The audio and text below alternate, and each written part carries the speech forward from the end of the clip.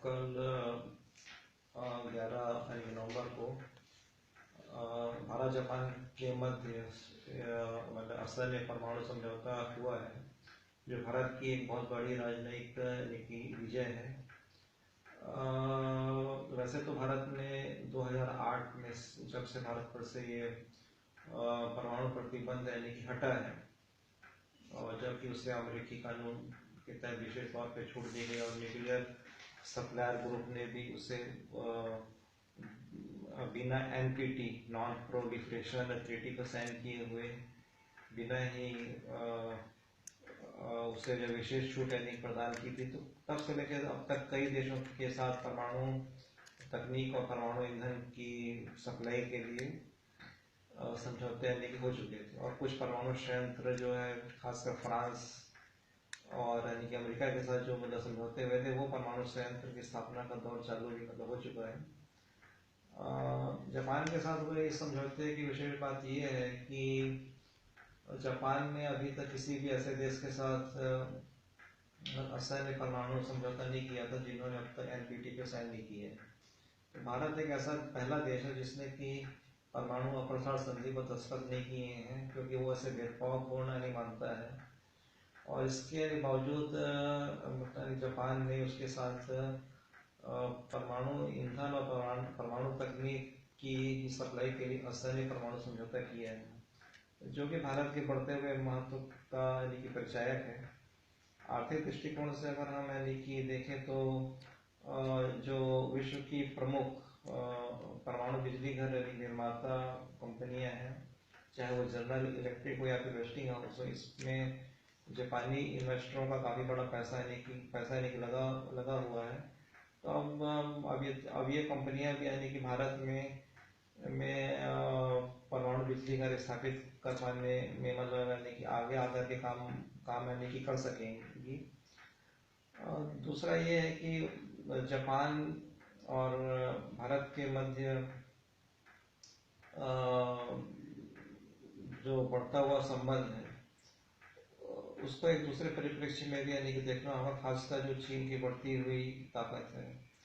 चीन जो है बहुत ज़्यादा आक्रामक मुद्रा में है। चीन एक आर्थिक महाशक्ति बन चुका है और वो अपनी ताकत को दिखा रहा है, अपनी ताकत को यानी कि असर्ट कर रहा है। उसने साउथ चाइना सी के बहुत बड़े हिस्से को अपना क्षेत्र घोषित करके इनकी मतलब रखा हुआ है, जबकि UN convention on law of the seas के तहत बने हुए यानी कि ट्रिब्यूनल ने इसके खिलाफ फैसला दिया है और फिलीपींस के पक्ष में मतलब फैसला दिया, जिसको कि चीन ने मानने से मना कर दिया है।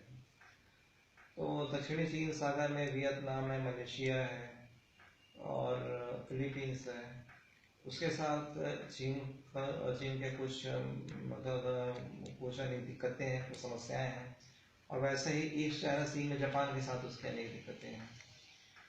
तो अब ये जो बढ़ती हुई महाशक्ति है, इसको कंटेन करना है, तो इसके लिए आवश्यक है कि भारत और जापान एक साथ आए और मिलकर के एक सामरिक रणनीति, एक साझा रणनीति बनाए। और भारत जो मतलब जापान जो है भारत में 14 सबसे बड़ा निवेशक है। खासकर जो आर्थिक कॉरिडोर यानी कि बन रहे हैं ईस्ट वेस्ट और जो नॉर्थ साउथ जो है, उसमें वो जापान काफ़ी भारी मात्रा में पैसा यानी कि लगा रहा है।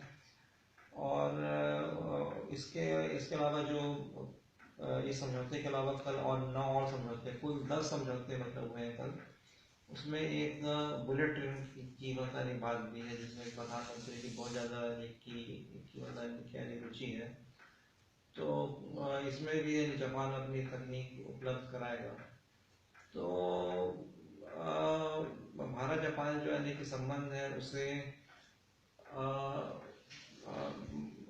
जो नरसिम्हा राव के समय एक नीति थी लुक ईस्ट कि अब वेस्ट की बात बहुत हो चुकी है, अब थोड़ा सा पूर्वी देशों की तरफ भी ध्यान दिया जाए, जिसको प्रधानमंत्री मोदी ने निर्णायक तौर से आगे बढ़ाया और एक्ट ईस्ट नीति अपनाई है। तो उस परिप्रेक्ष्य में यानी कि मतलब देखा जाना चाहिए। और उसी क्रम में भारत और जापान के मध्य ये समझौता यानी कि हुआ है, जिसके काफ़ी दूरगामी परिणाम होने की होने की एक प्रबल संभावना है।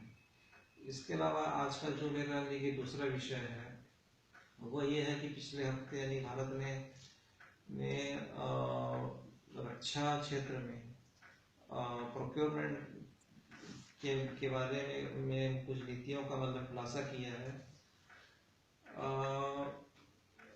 1986-87 में जब से बोफोर्स तो घोटाले का भंडाफोड़ यानी कि हुआ था, तब से भारत ने जो है तोपें नहीं ली, जिससे भारत की ताकत बहुत ज़्यादा कम मतलब हो गई है। जबकि इन बोफोर्स तोपों का कारगिल विजय में निर्णायक की भूमिका थी।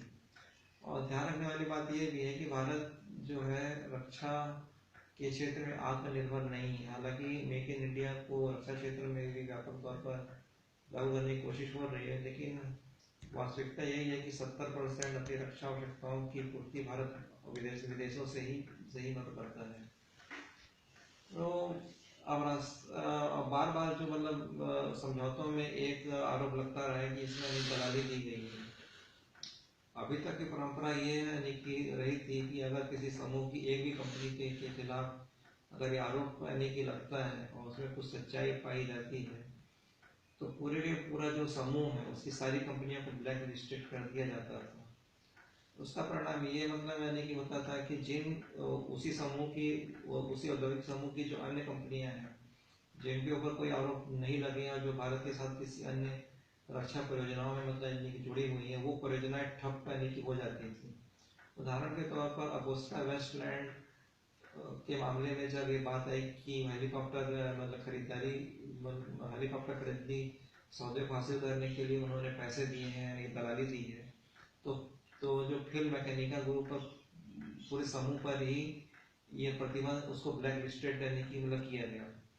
तो फिल्म मैकेनिका ग्रुप की कंपनी है वास्क है, जो कि फ्रांस से जो स्कॉर्पिनी पनडुब्बियां मिली हुई है उसमें टारपीडो लगाने का काम कर रही थी, तो उसको इस परियोजना से बाहर निकालना पड़ा। अब जो स्कॉर्पिनी पनडुब्बी है बिना टारपीडो के पनडुब्बी की स्थिति एक टॉय एक खिलौने के ही समान है,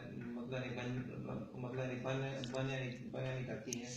तो इस तरीके से भारत जब भी इस प्रकार के निर्णय लेता रहा है तो उससे वह अपना खुद का ही नुकसान करता रहा है और रक्षा तैयारियों में वो समय के साथ पिछड़ता ही निकल रहा है। तो नई नीति के तहत ये है कि केवल उसी कंपनी को ब्लैक लिस्टेड किया जाएगा जिसके ऊपर ये आरोप लगते हैं और बाकी कंपनियों को ब्लैक लिस्टिंग से दूर रखा जाएगा। और अगर हथियार की क्वालिटी के बारे में कोई संदेह उत्पन्न नहीं होता है, केवल रक्षा सौदे को हासिल करने के लिए अगर दलाली देने की बात सामने आने की आती है तो एक पेनल्टी लगा करके भी उस सौदे को आगे बढ़ाया जाएगा, उस सौदे को रद्द नहीं किया जाएगा। तो ये जो है काफ़ी दूरंदेशी वाला की फैसला है। और पुरानी जो नीतियाँ थी कि ब्लैक लिस्टिंग कर देने की, रक्षा सौदों को रद्द कर देने की, इससे भारत की रक्षा तैयारियों पे काफ़ी ज़्यादा बुरा प्रभाव पड़ा है। और हमें ये भी देखना होगा कि आखिर ये दलाली की नौबत आती क्यों है, क्योंकि रक्षा मंत्रालय जो है वहाँ पर पारदर्शिता का पूरा अभाव है। अगर हम पारदर्शिता वहाँ पर लाएँ और जो भी कंपटीटर हैं अगर हम उनको सारी सूचनाएं उपलब्ध कराएं तो ये जो है कि दलाली देने की समस्या खड़ी नहीं होगी। अगर एक बार जो सारे प्रतिद्वंदियों को जो भी प्रतिस्पर्धियों पर एक बार भरोसा हो जाए, सारी प्रक्रिया ट्रांसपेरेंट ढंग से पूरी की जा रही है और इसमें दलाली देने की कोई गुंजाइश नहीं, इसमें गलत काम करने की कोई गुंजाइश नहीं है, तो इस प्रकार का जो गलत काम कोई करेगा भी नहीं। तो इस बारे में सरकार को ध्यान देना चाहिए कि वो रक्षा खरीदियों में भी पूरी पारदर्शिता की लाए और केवल सामरिक रणनीति या फिर उससे जो संबंधित जोखिमों के नाम पर वह साधारण बातें भी छुपाने का प्रयास ना करें। तो पारदर्शिता ही सारे समस्याओं का, सारी सवालों का एकमात्र जवाब मुझे प्रतीत होता है। आज का जो मेरा यानी कि तीसरा जो मतलब मुद्दा है वो है मुस्लिम समुदाय में व्याप्त 3 तलाक। उसका कुछ मुस्लिम महिला संगठन विरोध कर रहे हैं, लेकिन all India Muslim personal law board ने कहा है कि वह इस मामले पे जो सरकार जो विधि आयोग रायशुमारी कर रहा है, जो सलाह मशवरा कर रहा है, उसमें वो शामिल नहीं होगा। 3 तलाक की प्रक्रिया को अगर हम ऐतिहासिक परिप्रेक्ष्य में देखें तो इसका उल्लेख कुरान में तो है, लेकिन यह एक साथ नहीं बोलना है। इसमें स्टैगर्ड मैनर में कुछ समय रुक रुक करके एक महीना 10 मिनट, 1 महीना 10 दिन के यानी कि अंतराल में तलाक 3 बार यानी कि बोलने पर यह तलाक माना जाएगा। लेकिन जो दूसरे खलीफा थे यानी कि उमर, उनके समय में यह परंपरा चल पड़ी कि अगर एक बार एक ही समय में 3 बार तलाक बोल दिया जाएगा तो तलाक संपन्न माना मतलब नहीं जाएगा। तो वहां से परंपरा नहीं निकल पड़ी है, और इसका काफी बुरा प्रभाव जो है वो मुस्लिम समुदाय की जो मतलब महिलाएं हैं उसके ऊपर पड़ा। इसको देखते हुए कई इस्लामिक कंट्रीज जो है उन्होंने भी इसके ऊपर रोक कहने की लगा दी है। तो भारत के भी मुस्लिम समुदाय को यानी कि सोचना चाहिए कि अगर उनकी महिलाओं की जो स्थिति को अगर ठीक करना है तो यानी 3 तलाक की जो एक तरफा यानी प्रक्रिया है उसमें कुछ संशोधन यानी कि होना चाहिए। क्योंकि ये जो है अभी जो मतलब एक साथ 3 बार तलाक बोल करके तलाक लेने की जो यानी कि प्रक्रिया है वो कम से कम कुरान सम्मत तो यानी कि नहीं है। इसके अलावा जो है मतलब हमें यह देखना होगा कि आखिर मुस्लिम समुदाय इसका विरोध कर क्यों रहा है। तो जो पैट्रियार्कल समाज जो रहता है, पैट्रियार्की सत्तात्मक समाज है, वो उसमें पुरुष अपना दबदबा नहीं छोड़ना चाहते। एक कारण तो ये है। दूसरा कि ये जो माइनॉरिटी है उसमें एक मतलब असुरक्षा कहने की भावना होती है कि मेजॉरिटी के लोग उनको दबाने का प्रयास कर रहे हैं। एक उनका कल्चरल आइडेंटिटी भी इस्टेब्लिश करने का एक प्रयास है कि होता है। लेकिन इस पूरी यानी कि प्रक्रिया में जो मुस्लिम महिलाएं ही सबसे ज़्यादा प्रताड़ित हो रही हैं। ऐसा नहीं कि बाकी धर्मों की महिलाएं प्रताड़ित यानी कि नहीं होती।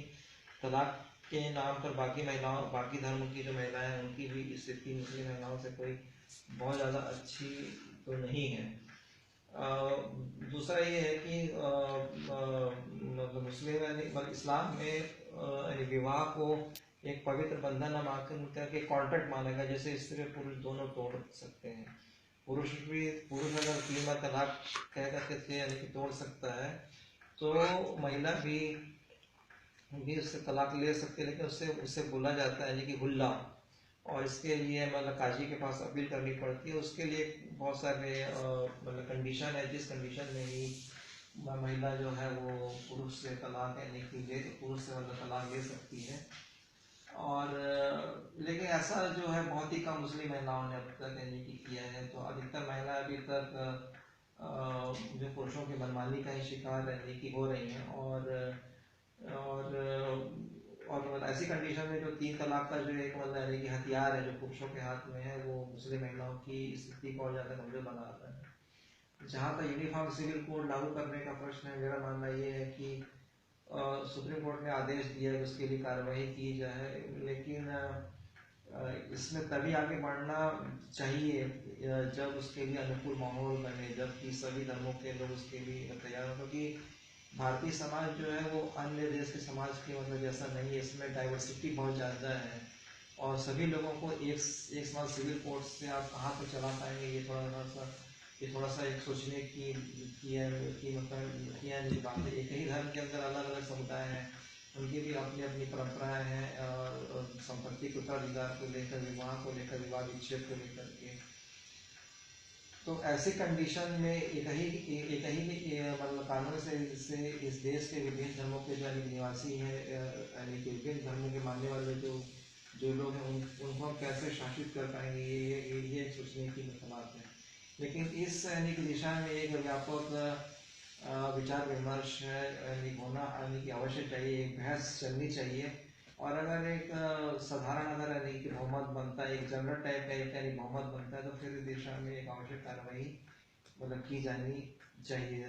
यही इस देश के लोकतंत्र के लिए और इसके इसका जो धर्मनिरपेक्ष स्वरूप है उसको बनाए रखने के लिए और इसके सांप्रदायिक सौहार्द को बनाए रखने के लिए उचित होगा।